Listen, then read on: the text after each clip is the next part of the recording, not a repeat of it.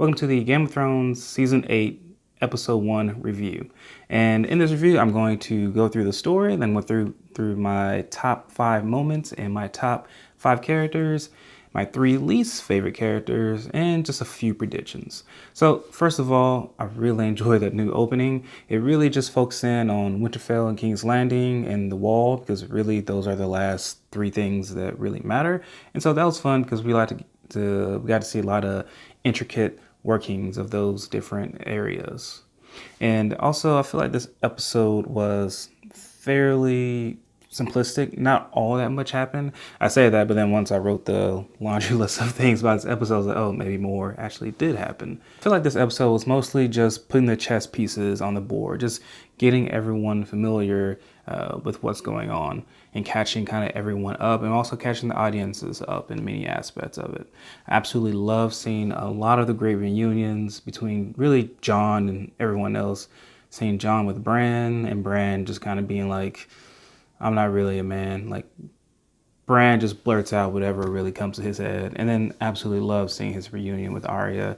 That's been a reunion in the making since season 1. But I feel like this episode was a lot about trust and loyalty. And Jon is bringing Daenerys Targaryen to Winterfell like the way that a boy brings, or a man brings his girlfriend from college over for Thanksgiving for the first time to meet the family. Like, everyone's a little apprehensive at first. That didn't happen in my family, though. Not at all. That's not even a joke. It just didn't happen. Sansa's all hesitant. The North folk is all hesitant, which was a little annoying. Like, come on, let's get past this, people. And a lot of people don't trust Cersei, and they shouldn't trust Cersei. They don't trust that she'll keep her word and have the Lannister army march down to Winterfell and help them fight the Night King. Speaking of Cersei, she has her own little going on to King's Landing. And I feel like that aspect was kind of boring because there's not that much tension in King's Landing. No one's really there to converse with Cersei besides her hand to the king, and he's just a yes man. I mean, I guess there is Euron, but there's just still not that much conflict there. Like, he's just trying to bone her, essentially. And they do bone. And this is Cersei's plan. Cersei's clearly trying to make him think that he's going to be the father of this child. And I'm surprised that there's even a child. I thought she was using that to manipulate Jaime into doing her bidding. But no, he actually is real. Also, she's hiring Bran to go kill Tyrion. And I have a feeling that's not going to pan out at all. Bran might love money, but he also likes Tyrion enough to... Back to Winterfell, Daenerys, trying to be nice and cordial. She wants to thank Samwell Tarly for helping, dang it, Sir Friendzone, I forget his name, Sir Jorah Mormont, yeah, that's it, for helping heal his grayscale. Although she doesn't know his name is Tarly, if she did, she would know that she was one that killed his father and his brother.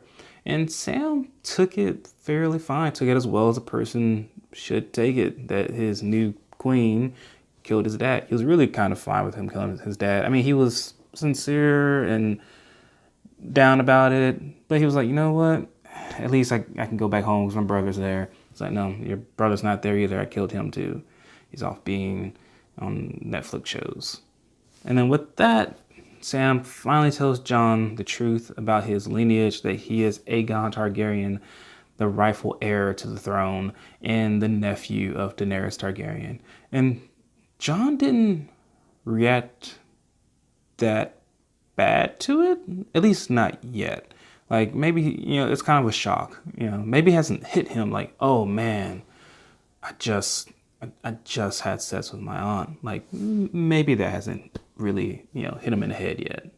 In the background, Tyrion and Varys is having discussions about a proposal about Jon marrying Daenerys Targaryen, and that absolutely makes sense. The North folk do not like Daenerys at all right now, but they respect Jon and they chose him to be king, so it makes sense that those two would get married and really unite their armies together to take on the Night King. But that was essentially the story. One thing I did really like about this episode was a lot of the comedy. Bran did have that one quick one-liner about that girl with smallpox, and I absolutely love Sansa's reaction and conversation with Tyrion about Joffrey's red wedding. Tyrion says that, it wasn't that, great of a wedding, and she says, well, it had its moments. Absolutely hilarious. All right, let's get into my top 5 moments. At number 5 is Theon rescuing Yara. Finally, Theon grows a pair and rescues Yara, albeit it was really, really easy for him. But this is kind of a very shortened season, so we just gotta kind of move things along. Number 4 is Jaime and Bran locking eyes. And this moment doesn't have anyone talking at all. It's just, this moment is so significant because it goes back to the first episode of season 1. And gosh, these two characters have just evolved so much. And that one tiny scene, I think, really shows it. I mean, this whole episode really shows just how much characters have evolved and changed and grown. But that moment did a lot because that moment also had a huge impact on the story. Number 3 is just Arya flirting with Gendry. Like, I just like her kind of being a girl. Like, she's killed dozens, hundreds of people. And it's nice to just see that she still has a very much human side. And, you don't know, maybe she thinks about the future. Number 2 is Sam tells Jon everything. And he does it fairly bluntly, I think. One thing about this moment that I think would have been a little bit better is I feel like it wasn't as impactful as, say, the end of season 6, where the music is welling up and there's a little baby flashback of Jon, and then Jon right there, him being crowned the king of the North. This moment was just like, Jon is just standing there. Like, he doesn't know how to really handle it. And that might be for good reason. Like, we might be waiting for that very impactful moment of him becoming and fully embracing being Aegon Targaryen. Number 1 is Jon rides a dragon, and he might have rode a dragon in more ways than one at that moment. But this is one of the moments that we've all been waiting for. Just Jon on top of a dragon, fully riding it. Honestly, it was just amazing to see.